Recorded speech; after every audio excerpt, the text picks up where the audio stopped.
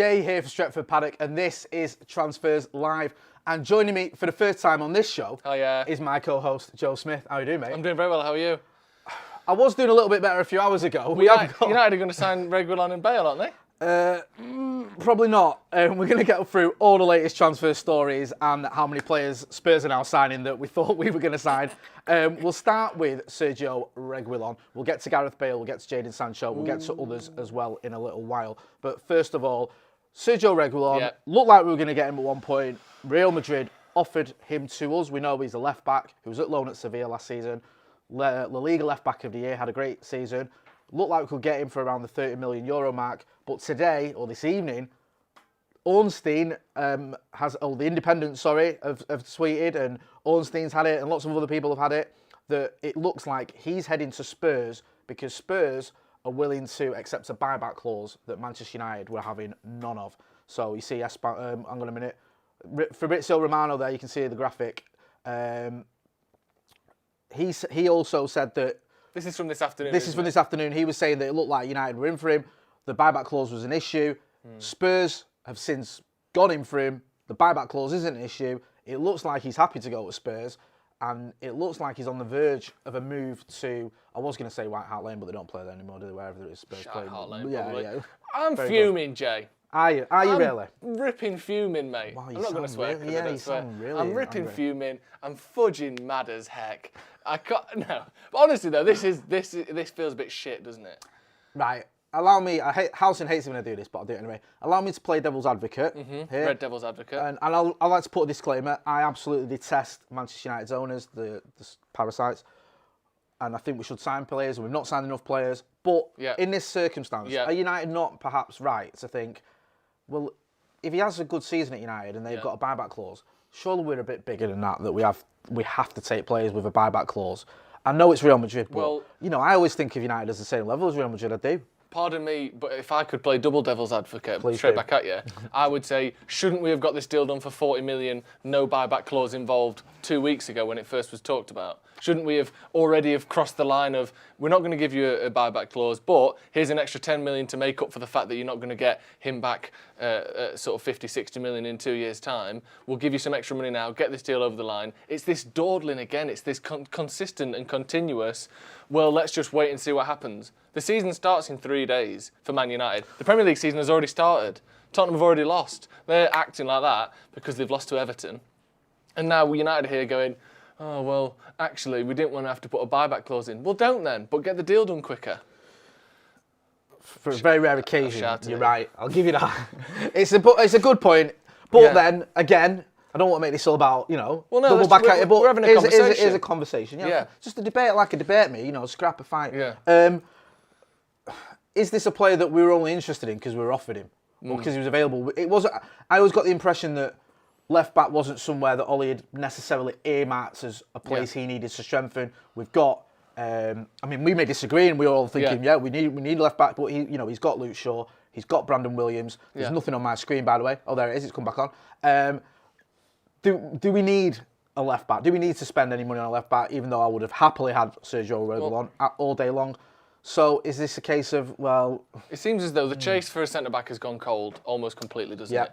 There's not even names being mentioned that I can list off at the moment to you for centre-back positions, which in the start of the summer looked as though centre-back is one of the key areas we want to strengthen. It's right wing, it's central midfield, and it's centre-back. There's no centre-backs even being mentioned now. We're being linked with Reguilón, who, as you mentioned, is pretty much the only left-back we're being linked with, but it's clear that we are interested in him or after him, which then, that's...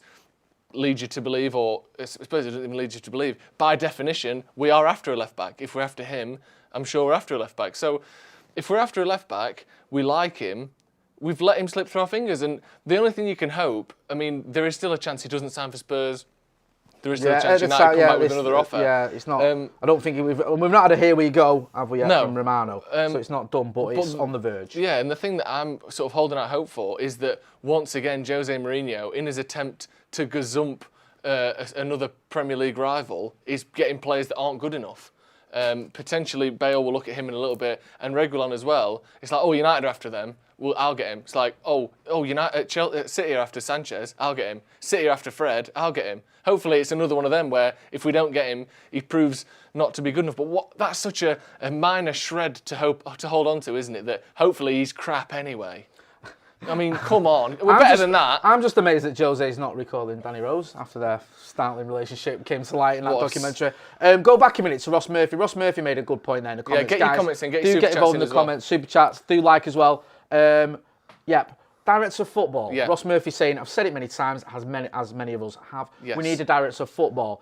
Is that an issue here? Is this one of those situations where maybe a director of football can speak to Real Madrid's powers that be and do the things that you said? Do you think that would matter and help in this situation? If you have a good director of football, because director of football means different things to different clubs, doesn't it? People have a CEO. You know, I think Edwin van der Sar is the CEO of Ajax, isn't he? If I'm not mistaken. Yeah, I think you're right. And some places call it a CEO, some places call it a director of football, some places call it a sporting director, some places call it head of recruitment. There are different roles that are filled by different people in different ways at different clubs. So just a director of football, the suggestion sometimes feels like we haven't got anyone making transfers. We have. Yeah. They're just not that good at it.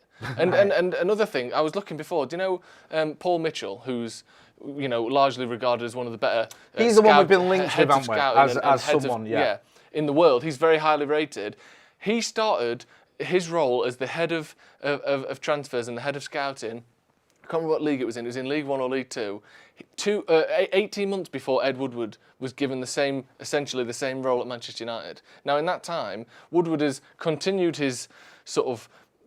The view from the outside is that he's still not particularly good at that job. There's things like this happening all the time, and yet Mitchell in that time has gone on to be regarded as one of the best in the world. So we've clearly got people in these positions who aren't improving in their role because they've been doing it for 8 years now. Yeah, it's not like Fergie left 6 months ago. I was saying the other week where I thought surely they're quite good now. Surely they've got an extensive array of contacts. Surely Ed Woodward knows. The equivalent guy at Real Madrid and can get this deal done. And we've dealt with them in that time. And yet we don't seem to be improving in the transfer market. It's interesting you say that. We'll get to Jadon Sancho a little bit later on. Can you scroll down that as well, Cam, please? I don't know it's stuck. But also, when we spoke to, I think it was Romano, when he was on the channel, said that, the Ed Woodward and people like that have a good relationship with Dortmund, the chief executives there. But that doesn't seem to have got us anywhere in those negotiations for Sancho. So... lots of people saying Ed Woodward, or I think it's actually the same person saying it over and over again. We see you saying it, you don't need to say it. Matt Judge doesn't get mentioned enough. He's terrible at his job from what I've seen. Wow. So Matt Judge, more or less Ed Woodward, when he said he's not in charge of transfers, everyone sort of looks at it. It seems that Matt Judge is more or less taking over that, and he's the one that has final say, and he's the one that's sort of giving the thumbs up or the thumbs down. Some people are claiming it's Joe Glazer, but from what I understand, it's more likely it's Matt Judge. But as you said, it's not working, is it really that well? I mean, and the thing is, we're signing better players. Yeah. But I think that's because of the direction that Solskjaer and maybe Mike Phelan as well have put in place in the last 18 months. The players we're signing are different in the last 12 months. Yeah. I think it's younger players who seem to have a better attitude. We don't seem to be going after those sort of Sanchez, big money, risky signing, Sanchez, Falcao, that kind of thing. But the way we conduct those transfers is still the same. It's still laborious. It still takes longer than it should for every single deal. It still looks like we're getting people coming in underneath us all the time, and we're sort of finally rushed into making a decision at the end of the window. Yeah. The transfers are different and better, the players we're buying, but the way we're buying them is still poor. No, I couldn't agree more. Guys, don't forget to as well, vote in the poll on Facebook regarding how many signings United will make. I'm guessing what most of the answers. What does it go? Is it 0, 1 or yeah, what are the options there? Yeah, I think it's yeah. -1. Oh, there you go. 0, 1, 2 or 3. So far 0 is winning with 42% of the vote. I mean, tonight it feels like that, doesn't it? It does. It's very deflated. Yeah, it is. Deflating, sorry. And, Reguilon sort of almost came from nowhere a little bit a couple of weeks ago where it was like, oh, United have been offered him. We know him because he played at Sevilla, obviously part of the team that knocked us out of the Europa League. And you think he's talented, as I mentioned earlier, best left back in La Liga last season. Would he be an improvement on what we've got? Probably, yeah, he would. But do we need him? That's another question. Or does Ollie think we need him rather than do we need him? So that's one story where it looks like now that's over. Some people in the chat earlier were asking about Telles. Alex Telles, we've been linked with him as well. Again, though, that sort of came from nowhere, and it seems to come from his agent, didn't it? It was like, again, we weren't linked with him, and then all of a sudden, it was, oh, are we going to get Telles? And it was like, I don't really think that's happening. I think that was his agent perhaps pushing that deal through. Something to note as well with the Reguilon story, sorry to interrupt go on. Is that predominantly the people that had commented on Reguilon to United were European journalists who either have a history of work in Spain, or Fabrizio Romano, who seems to just do everything these days. The British press largely haven't mentioned it. That it's been in the gossip columns and it's been sort of hinted at here and there, but I haven't seen particularly strong interest talked about in the British press. The first time I've seen Reguilon mentioned with any real evidence or sort of gravitas in British press was David Ornstein tonight saying that he's going to Tottenham. That's quite interesting, isn't it? It's been mentioned, go on. Yeah, no, I was going to say, because it was Romano who was saying talks progressing between United and Real Madrid. Buyback clause that United won't accept Reguilon, and his agents have positive feelings. He wants to join. So he's not saying here we go then, but he was sort of saying it like United. And Ornstein's coming in, so it's almost the Ornstein v Romano here. Ornstein coming in saying, what a great fight that would be. Who's your money on? Scrapping. Yeah. I'll go Ornstein. Ornstein. I'll go with my man for Fabrizio. Yeah. Just because you know him. I know him. Spoke to him a couple of times. Yeah. Mind you, Romano stays up late at night messaging. Yes, so he'd be knackered. So Ornstein gets his kick in. You can catch Ornstein any time of the day. Yeah, that's a good point. I'll give you that. Yeah. Reagan Pinto on the Super Chat says, we should be selling Lingard-Jones, Smalling, so that we get some funds for Sancho. That is a very good point, and we will be getting to Chris Smalling in a little while, because thanks for the Super Chat as well. Yeah, thanks for the Super Chat. Guys, don't forget to hit like as well. Over 2,200 watching, which is great. Hit like, hit subscribe as well. Get involved in the comments. Kevin Wren says, are Spurs being used to push United into making a move? No, I don't think they are. Not in this instance. Yeah, I think Spurs are trying to get players that they want or that they see are available. And in that vein, one of those players here we go. Gareth Bale. Now, me and you have been chatting all afternoon, trying to keep ahead of this story, because at one point there was reports that Gareth Bale had agreed, ESPN had it, that he wanted to come to United, that United were open to having him. Yesterday, James Cooper, who's ultra reliable, was saying, he said, it's not nonsense that Manchester United are interested in Gareth Bale, which I'm going to take that literal. Not nonsense. What a great thing to say. Is it not? Is he coming? Well, I'll tell you this much, it's not nonsense. Yeah, well, that to me says, because I know James Cooper, and that means it's sense. Yeah.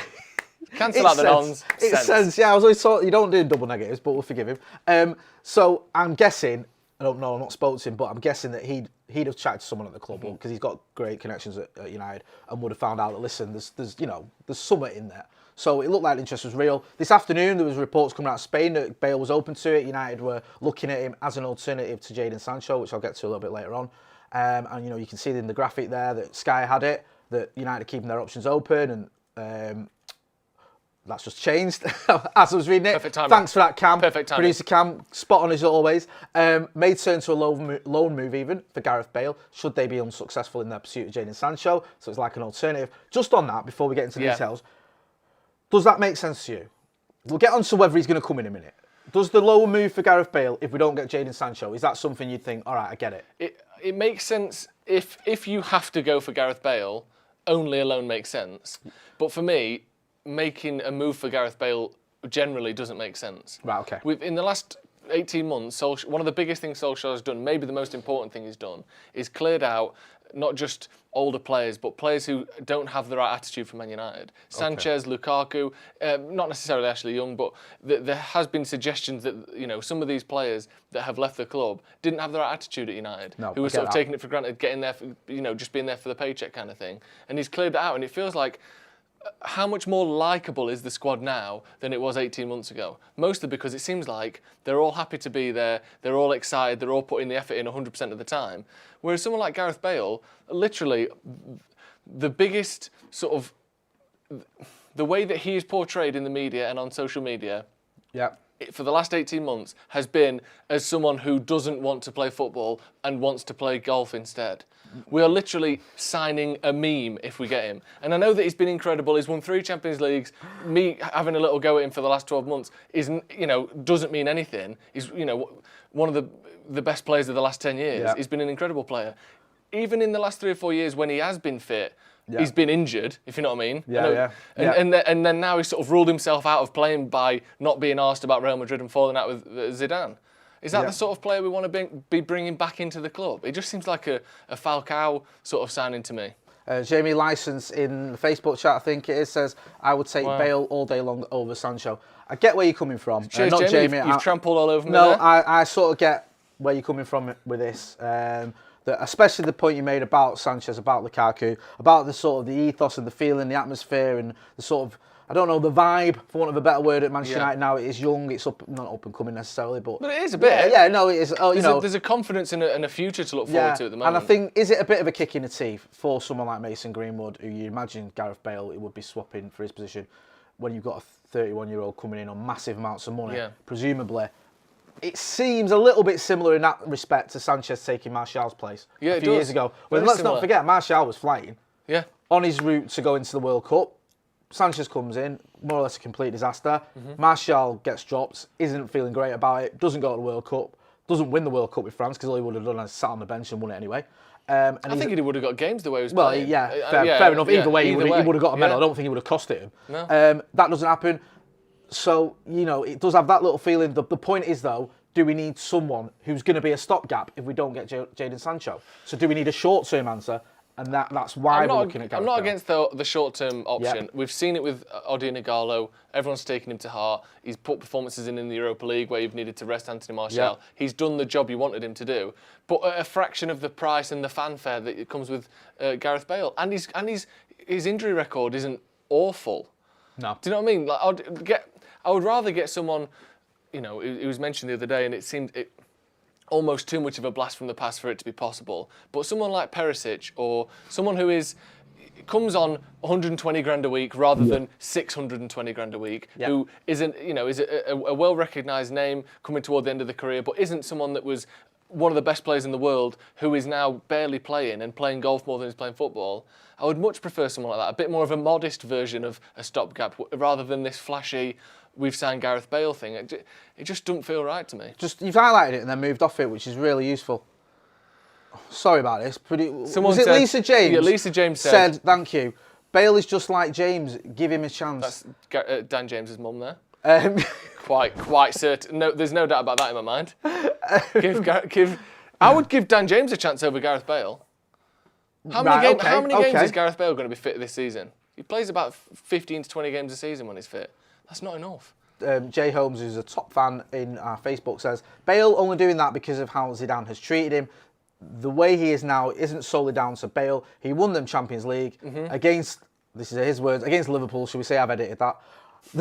Then he dropped him the whole next season. Yeah, so there's some of that, but I don't want players that sulk and go off, and when you're being paid that much money, you think it's up to you to decide whether you take interest and you pay attention to your employer who is giving you that much money. Yeah, I appreciate that he's fallen out with Zidane, but the people, look at someone like Darmian who didn't play for Man United. You didn't see, there weren't memes about Darmian or he's playing golf or he's playing bocce or whatever it is. Matteo Darmian. Yeah, me too. Because he got brought in for Bale. He got brought into the derby where you made your name in the fan cam of the He did. And got hammered. He'd not played all season. No. He gets thrown in against Raheem Sterling for the first game in months, and it's like, and we lose, and people going, oh, Darmian's crap. I think, what do you expect from him? But you never questioned his attitude, though. No, you don't. Sorry, I've got two super chats, one on top of the other there, so that's really helpful.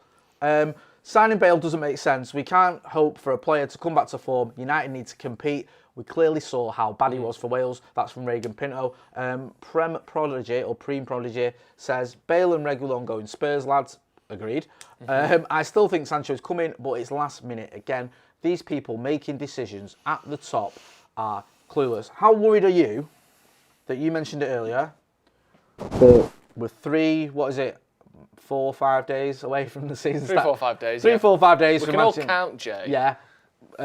You can. From the season starting, Crystal Palace, the opener for us. Crispy old Palace. And we've only got Donny van de Beek. How worried are you about that? Or do you not care that much? Because do we have to say, okay, it's been different because the window's sort of, it goes to October. We've had this sort of pandemic we can't ignore. Everything's a bit skew. So if we do get players after the first game, it's not that drastic, or are you a bit of the other opinion that it's unacceptable and everyone should be sacked? I'm of the opinion that it is unacceptable. We've also, If it weren't for Chelsea, we'd all be like, it's not bad this. Everyone's, City got Ake in, Liverpool ain't even got anyone. We can gain points on those two teams because we've improved more than they have. Whereas, sorry, Nick M, how is Joe so happy, FFS? Who's happy? This club is killing us. I don't know which Joe you're talking about. Joe loves the Glazers. This is probably the angriest I've seen Joe since I've met him. Joe is wearing a lab coat. I'm surgically pissed off. I'm sorry, mate. If it weren't for Chelsea, it wouldn't seem that bad. But Chelsea have gone out and gone, oh, we finished on the same points as Man United. Here's 250 million on all of the best youngsters in Europe except Sancho. Yeah. Havertz and Werner. I know Werner's 24. Like a lot of Chelsea youngsters, he's actually 24. But these are some of the best up-and-coming players in Europe that have been touted for years. Yeah. Sort of, other than Milinkovic-Savic, they've basically got everyone that's been mentioned in the last 2 years as an up-and-coming player. And they were on the same points as us last season. So that's one of the things that's really made this unacceptable for me. Because other than them, right, you can get off doesn't look that bad. We're not going to reading filth out. But yeah, the way Chelsea have gone about things, that's really put a sort of a fire up my arse, at least, or underneath. What did they say? Is it a fire? It's not directly up the arse, is it? It's underneath it. But yeah, it's Chelsea that really makes us look bad. Brennan Flynn says, sorry boys, just logged in. Is the Reguilon deal dead? In a nutshell, yes, I think it is. It looks as though he's going to Tottenham. Any updates that happen live during the show, we'll obviously report those as well, so stick around and we'll make sure that we bring you any breaking news that's going on. What he said. All around the world. Yeah, we do branch out. Hypermanic in a super chat. Like, for real, what on earth is going on at our club? Question, exclamation, mark. It's pretty embarrassing, exclamation mark. It is getting, I don't know, I'm still slightly hopeful that something may happen over the next few weeks, but it hasn't been a great window, but... Yeah.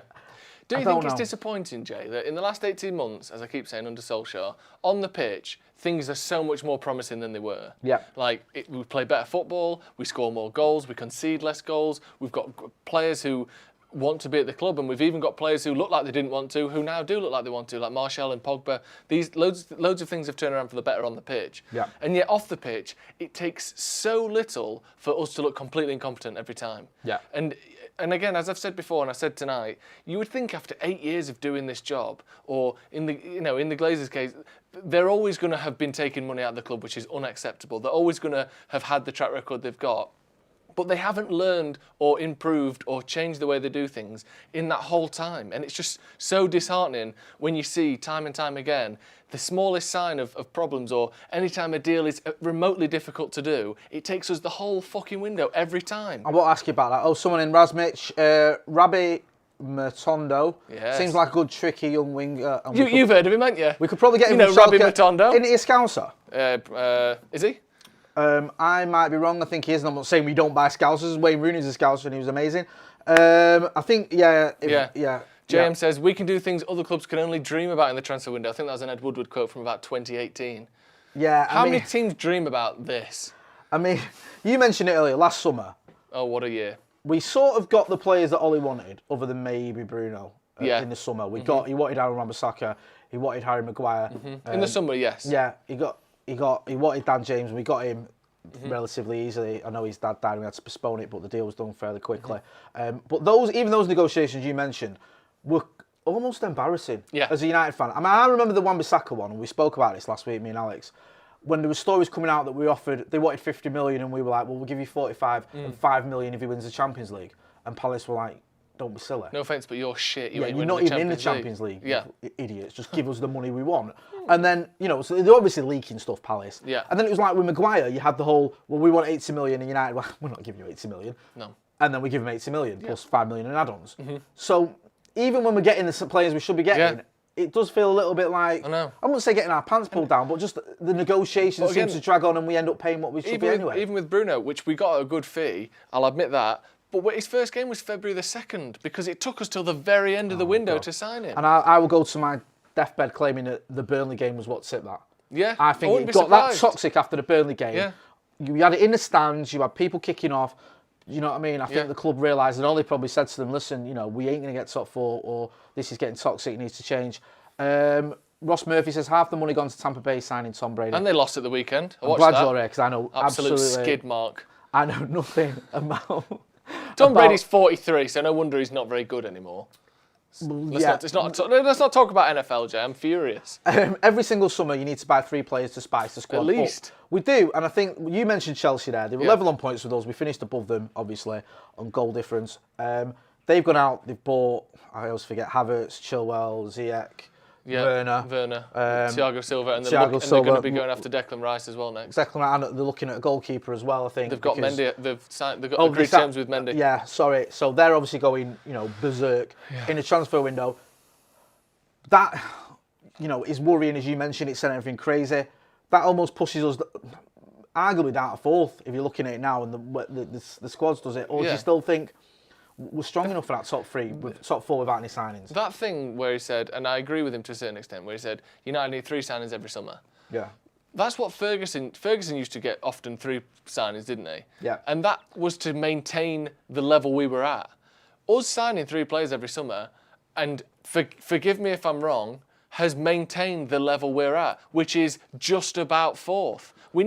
Chelsea have gone from, we've just squeaked 4th, to let's go ballistic and try and win the league. Do you know the only way around 3 signings maintains your you're performance. Right, because go on, you're right, mate. And, I remember 2007, we won the league, we went out, we bought Nane, we bought Hargreaves, we bought Anderson. Yeah. Do you know what I mean? We strengthened while we were strong at Tevez as well. That's what, and then the next season we won the Champions League. And I get what you mean. I think the only way you get away with only signing 3 players and it making a difference, if those 3 players are excellent, are almost world class. So if our 3 signings this summer were to have been, I don't know, maybe Van der Beek, Sancho, and Koulibaly, for example. 3 first-team signings. Where you go, all right then, you've just strengthened the 11 there. Yeah. You've made us a lot better. But if your signings are like Van der Beek, who arguably might not get in the team when everyone's fit. But I do think he improves the team and the chances of us getting good results across the season. But you're right though. He's not necessarily a first-team player. Yeah. And then if we go out and we get an alternative to Sancho, which is a stopgap, whether that's a Bale or whatever else. And maybe we get a deal over the line for, a young up-and-coming defender. We've been linked with a few. That, to me, it smells a little bit like 2018 again. Yeah. Where it was, we finished 90 points behind City. As you mentioned there, you want to strengthen, you've got to get better. And we went out and made 3 signings, but those 3 signings were Fred, who Jose didn't want. Yeah. Diogo Dalot, who was a second choice. Who to this day has not been a first team player for Man United. I will get to the chats in a minute as well, guys. I know some of you put super chats and we'll get to them. And also Lee Grant, a third choice goalkeeper. I mean, nothing wrong with him, but it's not improving the team. The recurring theme is we're not learning. No. We're not. You keep saying they've had 8 years, they're not getting better, we're not improving. And we're not. You don't seem to see that bit where you go, oh, hang on a minute. Yeah. The manager's doing well. As you mentioned, he's getting rid of the deadwood. He's getting rid of players that he doesn't want or players that have got the wrong attitude for what he believes in. He's bringing through the youngsters. Just so as them super chats quickly, sorry. Guys, don't forget to hit like as well. Loads of people, over 3,200 people watching, which is great. Do hit like, do hit subscribe if you're not subscribing, and get involved in the comments. Let's get to 1,000 likes. Ooh, great target. Great target. Steve Gilbert says, Sancho is perfect for us, an absolute tap-in. If we don't get him this season, we will never win under Glazers, as they clearly have no desire to. I can't disagree with that. There was another super chat there that you've just... as well. We'll come back to that. Yeah. A point I wanted to make, whilst I agree with that, and the super chat's there, go on. Sorry, 120, this is yellow bathing suit, which is one of my favourite colours of bathing suits. 120 million for Sancho in this current economical climate. I like that. Is ridiculous. Okay. That money can keep a lot of Man United staff, I don't know why I said it like that, Man United staff in jobs for the foreseeable future. Let me just clear this up right now, yeah? Spending money on Jadon Sancho, even 120 million quid, isn't going to make anyone redundant. The good news is we've signed Jadon Sancho. The bad news is you have been made redundant. You're still thinking about the bad news, aren't you? It's not one or the other. Yeah, it's both. And I agree. If United came out and said we can't afford to sign Jadon Sancho, it's up to you. Twitter poll: sign Jadon Sancho and sack 300 staff, or don't sign Jadon Sancho. If that was the case, I would say keep the staff on. Our kid, not calling him a Glazer boy or anything, but our kid works in the museum. I'd be like, sack the staff. Yeah, get Jadon Sancho. But do you know what I mean? It's not one or the other, is it? No, listen. Don't forget, and we can get into this another time. But we've put the tweets out. You've seen the hashtags. Swiss Ramble did a great thing where they showed this sort of the breakdown. The owners are taking a lot of money out of this club. This club generates a lot of money. We generate more than enough, even after a pandemic and what that's cost, to pay for Jadon Sancho and not lay anyone off. So let's not pretend that it's the two are mutually exclusive. It's one or the other. It isn't. If it was, all joking aside, I'd be like, all right, I get it. Of course. But it isn't. We can spend the money. So do get involved in the comments. This is a good comment here from Sergi Magnusson. If you give my, just move it up a little bit. You just covered it. Your Swedish. Down a bit, down a little bit. There, that's like. Do you think that Bale would have to be part of any possible deal for Reguilon? I think from what we're hearing, that's what helped Tottenham. That's what's looking like helping Tottenham get perhaps both those deals over the line, is that they're going to accept the buyback clause for Reguilon, and also they want Bale. How can Tottenham afford Bale, by the way? What's that? Well, I think Tottenham are sort of up there with us, or down there with us, in teams that don't spend a lot of money comparatively to what they earn, because I know they bought the stadium, they paid for the stadium, which... But they didn't pay for most of that. No, you're right, they didn't. I paid for that. Yep. They asked me, I just said, yeah. Stupid, really. Could have done with that £1 billion. Do you know what I mean? Can you not tell? Also, so they've not spent a lot of money on that. So, you know, they do have money. And you think someone like Bale, it's a massive signing for them. Yeah. The prodigal son returns. We've seen all that. Do you remember when we bought Paul Pogba back and everyone was like, oh, has returned home? And he's like, I never wanted to leave, which I thought was a load of rubbish. Of course he wanted to leave, as he wouldn't have left. But I get it. There's all that. Shirt sales go through. There's great vibe. Also, Real Madrid apparently would take a hit on the wages, so they would pay half the wages, similarly to what we've done, or we did, with Alexis Sancho and Inter when he went on loan there. Alexis Sancho. You're getting too excited for Sancho now, Jay. We'll get to Sancho in a minute. There's lots of updates there. Yeah. Mark Farley in Facebook says, no more signings, the top four gone before a ball's kicked, especially if Spurs get Bale, Reguilon, and a forward. Do you know something? I know many things, but go on. But do you know this thing? Go on. Do you know, actually, instead of saying do you know something, from now I'm going to say, do you know this thing? And then I'll say the thing. Do you know this thing? Tottenham have finished ahead of United, I think, 4 of the last 5 years, or at least 3 of the last 5 years. And we are never that far from finishing behind Tottenham. No. And how embarrassing would it be to finish behind Jose Mourinho's Tottenham, who are playing Gareth Bale and Reguilon in their first team? That, like, I know that, you know, all jokes aside, it's funny and it's a bit Jose at Tottenham and everyone says he's finished and all of that. Tottenham finished third a couple of seasons ago. They finished above us. They're in the Champions League when we weren't. Yeah. They got to the semi-final of the Champions League when, you know, we got knocked out by PSG. So we're not that far from, you know, we're not that far ahead of Tottenham that we don't worry about them when they're making signings. So that's a good question. That, and guys, get involved in the comments. Do hit like. Give us a like, give us a share, give us a subscribe as well. You know, does that worry you? That Tottenham, who finished, 6th last season, that if they get Bale, which it looks like they're going to do, if they get Reguilon, which again it looks like they're going to do, does that, if Harry Kane stays fit next season, lots of ifs and buts, I get that. Yeah. But if all that happens, are they not in the mix? Because let's not forget, going into last season, at the beginning of the season, I think we all did our predictions.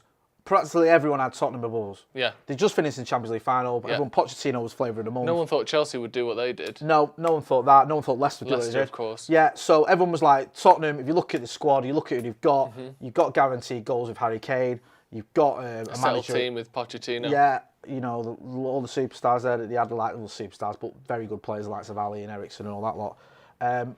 It massively went wrong. Can it, you know, will it happen again? Alien Tenno says Jose is at max a 3-season manager, then leaves teams in disarray. I'm not disagreeing with that, but I get where Joe's coming from because he leaves a team in disarray after 3 years, but he usually has at least one good year. Yeah, he won even when he didn't win us anything. When he didn't win us the league, he won us the Europa League, a Carling Cup, and we finished second in the league under him. If Tottenham get that in the next 3 years, they'll be more than happy. It would be so fucking sickening if Jose Mourinho wins trophies at Tottenham and finishes above us. And I'm not a Jose hater. I'm not like Macca. Can't stand him, and I get it.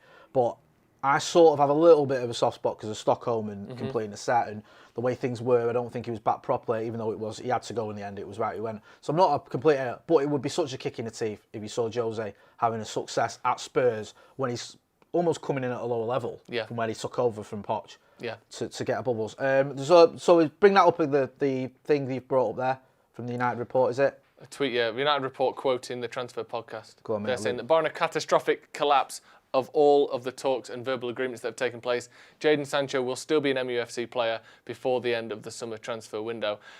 Who's that come from? Yeah, Where's who's that? Who's saying that? Yeah, I can read. I can read. It's, is he who reliable? Is that person? Are they reliable? Yeah, let's have a get look. back to us on that. Find out who he is. There is still this suggestion, isn't there, that's Ian Gary, who's football operations and communications consultant, presenter and contributor for the Transfer podcast. He's got 38,000 followers on Twitter, the person that's originated from. Right, go on. We'll move on to Sancho slightly let's talk a bit because about him. we've gone around the houses. Yeah. That's a Duncan Castle podcast, I think someone's saying. Fair enough. Easy one. Is he coming? I don't know. I don't know if that's an easy one. Yeah, easy, yeah. Easy Very one. I think What's the meaning of life? If you gave me £50 of your money Right. and said, I don't want this 50 quid, I'm rich, Yeah. which you all want to say at times, and you said you've got to bet this money on whether Sancho will come, yes or no, I think I would say yes. Yeah. I think... Again, leave that up as well. Leave that quote, mate. It doesn't... I'm not filled with hope and I'm not filled with any sort of... like you said, I think we responded to the Burnley game. Part of why we signed Fernandes was that Burnley game. I wouldn't be surprised if part of why we now signed Sancho is this. Or does it if matter? we start the season poorly, I wouldn't be surprised if that was because we've a seen catalyst. outrage today on social media. Yeah, of course. And I use the word lightly, but I don't use the word lightly. Sorry, but we've seen a lot of people who are very angry. People saying, "Let's do something. Let's protest. Yeah. Let's do this, that, and the other." I saw that United fan in the comments saying stuff as well earlier. There seems to be that lot of anger. Do you think that matters? Because the thing with the Burnley game was it was almost tangible. You saw people go to Ed Woodward's house. All right, I think that may have been settled by the Sun, to be honest with you. But still, we got allegedly we got asked on Sky about that, didn't we? We got stitched up as well. Literally said, didn't really make anything. It was like fans condemn it, and we didn't say that. There was that. The crowd were getting, there was chants going round. People were just, saying that's it. I'm not coming back to Old Trafford. I know that's not an option at the minute. But do you think people on social media and people saying hashtags and let's do something, does that have the effect that they might go, right, do you know what, we need to sign someone here? Or is it just a case of the manager has to convince them to get these deals done? Obviously, I don't want United to be such a reactive club all the time. I would like there to be a cohesive plan that goes and is followed not regardless of what the fans think, because I think, if it's clearly a terrible plan, then I'd like the fans' input to have some say in that. But in my head, I don't want sales and purchases to be based on some people on Twitter saying you should sign this person. I like to think we've got a bigger overarching idea than that. But on the other hand, I do think, well, the club is the fans' club. I know it's not owned by the fans, but that's what it's here to support. The club wouldn't be worth what it's worth. The Glazers wouldn't be interested if it weren't for the fans of Manchester United. So even from a business perspective, the fans are still hugely important, and we should have a say in how things are, and we should be able to voice our opinions when we don't like things. So maybe looking at that and they go, the people really aren't happy. Maybe we should just do it. But to me, that seems like I would like to think there's a plan in place that takes place regardless of what outside sources say. It's hard to. It makes I don't sense. know. Donovan Nair in the Facebook chat said, "Shocking transfer window, especially after such a promising end to last season. We need a director of football." That keeps rearing its, I wouldn't say ugly head because it's a fair comment. Gorgeous head. It's gorgeous head. It's bald head. Do you think? It's a real bald-headed comment, that one. There's a quote you can probably see. It says here from The Guardian, 3 weeks are left until the window closes on the 5th of October. And though there remains a chance of agreeing a deal with Dortmund, United are prepared to walk away before then because there is little will to have negotiations enter the final few days of the market. All right. Oh, we don't really want to do this late. Leave that super chat up. Fair enough then. What? Yeah. What's that? If it has to go to the last minute, no one wants that. But if it has to, there was talk, wasn't there, that Dortmund as well weren't happy with it going that far. Dortmund apparently, when we've spoken to people in Germany, and the German journalists have said, a lot of them were saying that Dortmund's deadline in August mattered to them. They looked at that and thought, said like, this we don't get this done here now. That's it. He's our player for this season. Now, Pete, you can argue with okay, the negotiations have not just stopped completely. So there is that point, and I get it. But I just don't. The only way I see this happening, and I've always said I don't think Jadon Sancho will join this summer. I'm not saying I don't want him to. I definitely do. I think he's tailor-made for Manchester United Football Club. I just don't think it'll happen. I think it's more like the next summer, and I hope I'm wrong. I hope it's this summer. But I think that, you know, they're obviously looking at it and going, Bayern Munich have won the Champions League. Manchester United are kicking the heels, are dragging their heels, trying to pay a bit now, bit later, incentives and all this stuff. We want to go again this season. We want to try and challenge. We don't necessarily need the money. You know, we don't have to sell him. I think the only way this gets done is if United just pay all the money up front and just say, do you know what? Fuck it. Yeah. Basically. Are they going to do that, though? That's the question. Nakul Shukla in the super chat. Chelsea took ages for the Havertz deal. Well, I don't know about that. Not that long. He's there now. I saw. Did he not play the other night?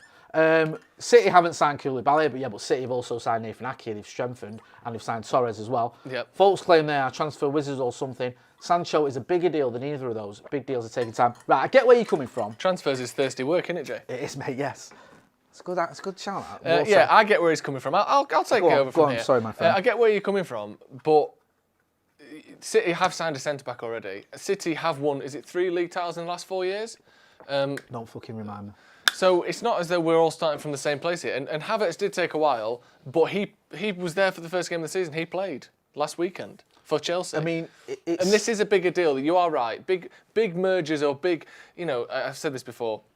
If it was a company was buying another company for £120 million, you could see that taking a few months, dragging on for a long time. Because we just said that. Yeah, he played. Yes, sorry. Cam was just saying he played. Deals of that size take a long time to do at any level. So 120 million it's going to take a while. Ashley Jenkins just said, and it made me chuckle. If Sancho is that good, why did City let him go? Great point. If Giggs was that good, why did he let him go? Eh? If Cantona was that good, why did Leeds let him go? Yeah. It wasn't. Why did Andy Cole come from Newcastle? I'm going to say this now. I don't think United should sign Cantona. And I may have missed the boat on that. I don't know what he's done. But based on that logic, United should not sign Cantona. I'm not Great right. point. I will. Like, let's just because all right, it's a fair comment. He's asking a question. No. Right. For starters, we're joking. Sancho chose to leave City because he was never going to get a game because he was in a position where I think they had at the time. I don't know. They don't think they had Jesus and Sane and players like that. I know Sane's moved on. Did they have Sterling then? Yeah, I think they had Sterling. They had lots of options. Yeah. City are not exactly renowned for giving youth a chance. He wanted to go and play football. He would not have played 100 games, whatever he's played at Dortmund, had he stayed at City. Yes, he might have won. Well, he would have won titles just by being a bit part player, but he wouldn't have got the game time he wanted. And also, let's not forget, City were reluctant to let him go, and also were putting in clauses about selling. Yeah, they didn't want him to go. They didn't want him to go. So, and even then, there are plenty of players who teams let go who they didn't want, who then go on to be good, like Cantona at Sheffield Wednesday, for instance. You could Pogba at United. Yeah. Why did we let Pogba go to Juventus? So good, why did we let him go? We didn't have a choice, really. He wanted to go. When you're that age, there's not much you can do. Sometimes you get it wrong as well. Exactly. So I don't think you can look too much into that. Listen, if he comes to United or when he comes to United, I guarantee at the Etihad, you will hear City rejects. It's a load of rubbish. They wanted to keep him, they couldn't. He wanted to come to a big club. How many players will United bring in before the window closes? That was our poll on Facebook. Joe, what are the results so far? The options were 0, 1, 2 or 3. I mean, I'm assuming this means from now because we have already signed one. Yeah, so if you put 0, trick question, Van der Beek's done you.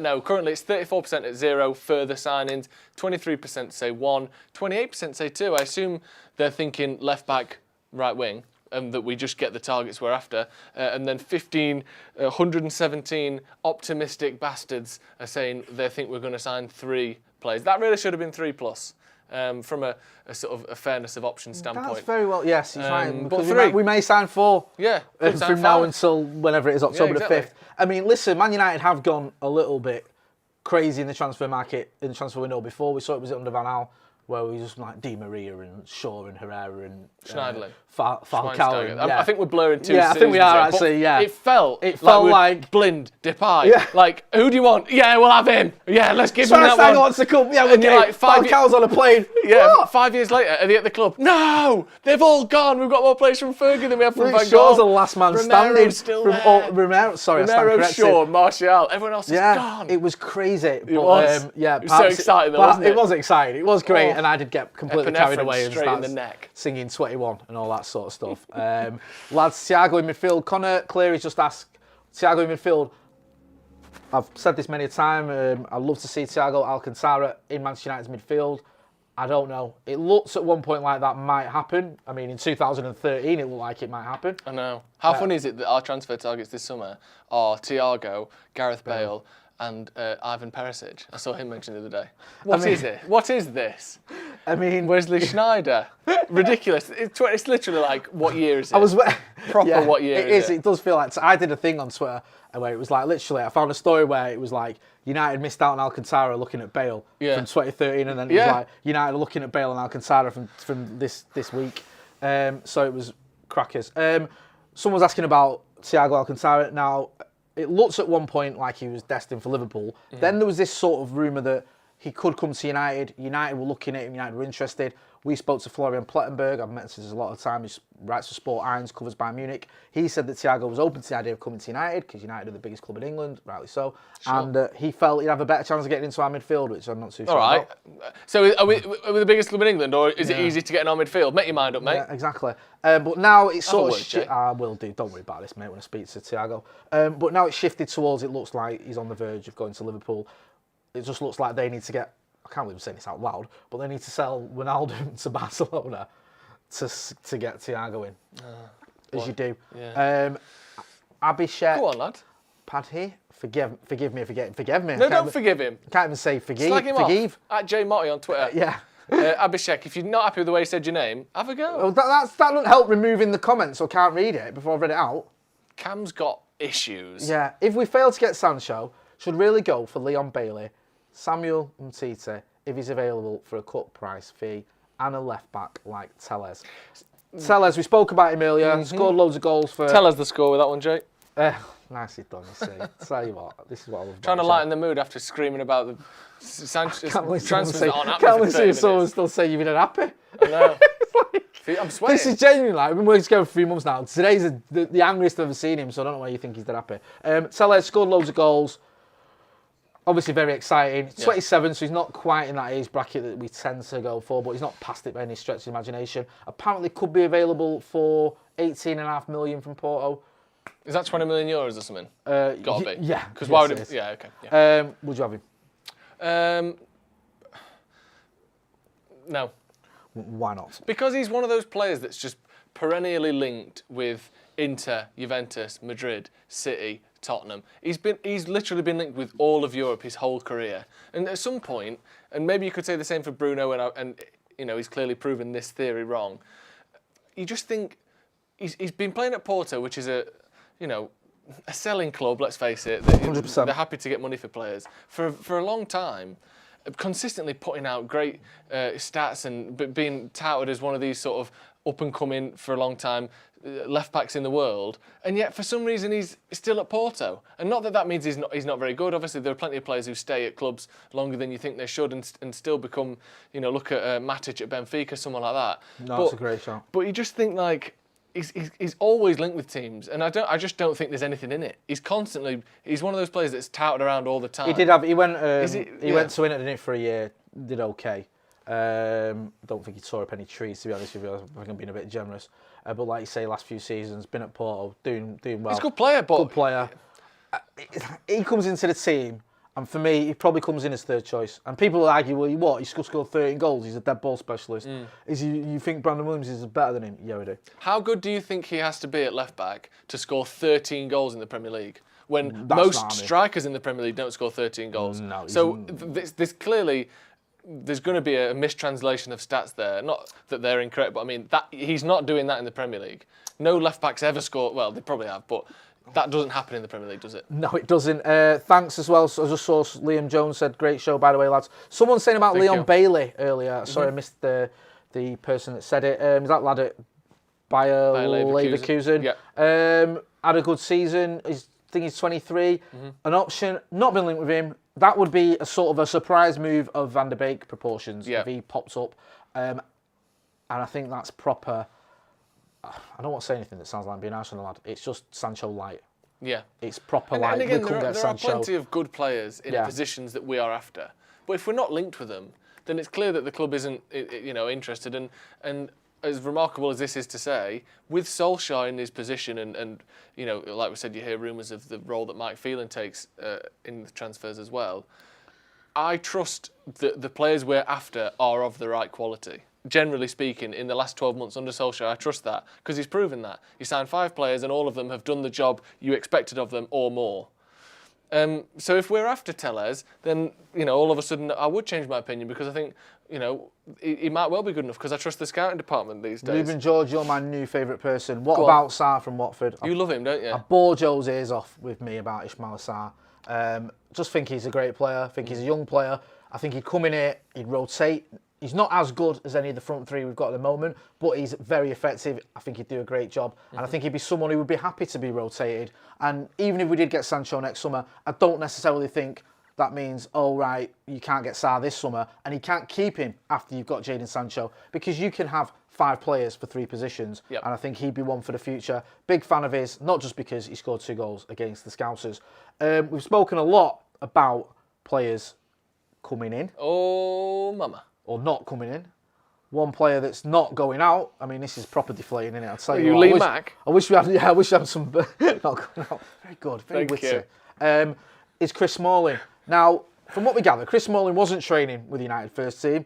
He'd packed his bags. He'd said goodbye. He'd cancelled the order with the milkman. He was going to Roma until he wasn't.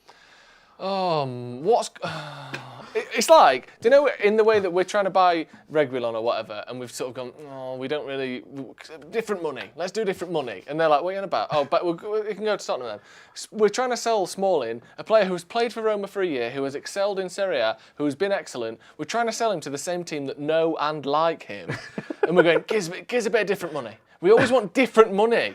Gives more money for him, Oh, we've bought someone else now, we don't want him anymore. And not only have you got, we've lost out on anywhere between 12 and 20 million euros, depending on what rumours you listen to around the negotiations. We've also got a player who, quite simply is vegan and not happy at United and probably isn't going to get picked at United. Like, why have we allowed him to? He's going to be sat there like, oh, this is shit now. Who are we going to sell him to? This was such a happy... perfect for him, This was a happy ending for everyone concerned with Chris Smalling at Manchester United. I am concerned, Jay. Yes, John's very concerned. And he's gone from being really happy, according to some, to ready to start hitting me with his flask. And that's not a euphemism. Chris Smalling had a great season, as Joe said, at Roma. Was it that point where I felt if he goes this summer, people go, you know what, Chris Smalling won the title with us, won a few trophies, played over 200 games, whatever. Not the best defender we've had, but not the worst. Did all right. Comes back, we'll wish him well. Yeah. He stays for another season. Probably sat on the bench, as you said. He might get the odd couple of games in the in the Carabao Cup. Maybe, he features in a dead rubber in the Champions League, whatever. But he doesn't really get near the first team for any games that matter. Unless we have big injuries, which, we could and even then, you're looking at you thinking, well, hopefully Axel's still got a future. Eric Bailly, there's still obviously question marks around him, but you think he's still got a future at the club. Those two are next in line, and then you've got your first choice of Victor Lindelof and Harry Maguire. Yeah. And, maybe even you give Tenen Mengi a chance in one of the cup games. I don't want to get too carried away, but perhaps. And not just, is it a shame for him who, I've said a lot of times, I don't really see and care for sentimentality too much when you're picking teams. But it's still a shame for him. He's had a successful year at Roma. He's been taken in by their fans. He seems to be, the part of the team and the culture there at Roma very quickly. And then not only is it bad for him and bad for the club because we could have got money that supposedly we don't have for Sancho. That would have been 20 million off that fee. Not only is it that, but how shit and stupid did Manchester United look in October this summer, this season? Victor Lindelof gets injured, Bailly's still not quite fit. We've got Chris Smalling, who is very clearly not wanted by the manager to the point he was out of the team last season. He's starting for Manchester United again. If Chris Smalling starts for Man United again, it's such a bright light being shone on the terrible system that we have in place for signing players and selling players as well. It just looks terrible if he plays for Manchester United again. It's awful. No, I agree. It doesn't look great. This whole thing as well. Listen, there's a difference between getting your pants pulled down and getting a decent amount of money, perhaps not what you wanted. Roma reportedly willing to pay 16 million for him, maybe 18 million. We want 20 million. I mean, well, is there not a point as well where you go, Chris Smalling's been at the club for what, 9 years, 10 years almost. You owe him a little bit, perhaps, where you can say, do you know what? We'll give you this move. Yeah. You want this move, we'll give it you, so we'll take a hit, because at the end of the day, you're getting him off the wage bill. He's getting a move. You're getting some cash in for a player who ain't going to get in the first team. No.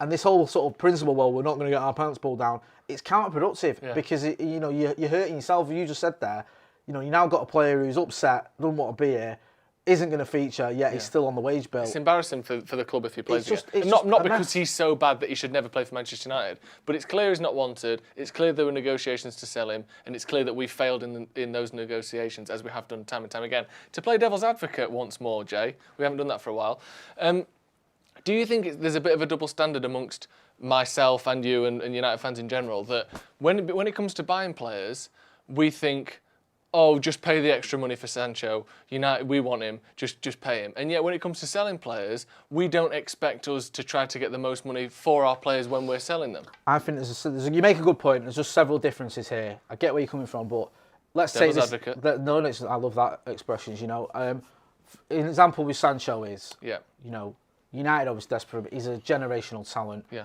He's a very young player. Dortmund are probably asking for, in the current climate, is what is right for him, and that money can be reinvested into strengthening them to sort of get them back to the level they'll be at from losing Jadon Sancho. If they get 110 million quid, they can buy, say, 2 or 3 players that get them challenging Bayern Munich. So I can understand why they're digging their heels in, and you think, okay, that's why we should pay that. We should, and also we've got that money. With someone like Roma, I think what they're offering for me, I mean, I'm not an expert, but from what they're offering for Chris Smalling, seems quite reasonable. Yeah.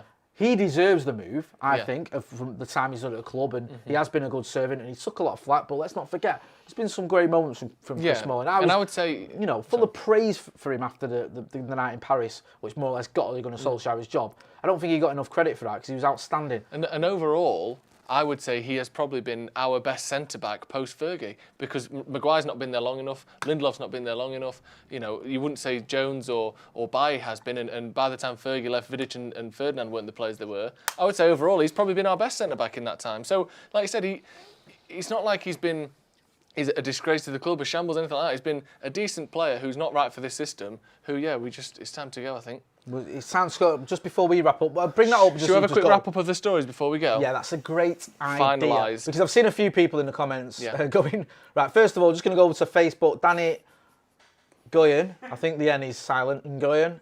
Forgive me, Danny, I'm sorry, I'm terrible. I can't pronounce my own Don't forgive him, have a go at him. Yeah, United have no balls when it comes to tell a current player to F off anymore. Beautiful. Fair comment. The poll... Is the final results poll closed? I'm being informed. What's the poll, Jay? How many players will United bring in before the window closes? 0, 1, 2, or 3. 0 has 35% with 315 votes. I should have done this in descending order. I didn't think before I started speaking, so forgive me.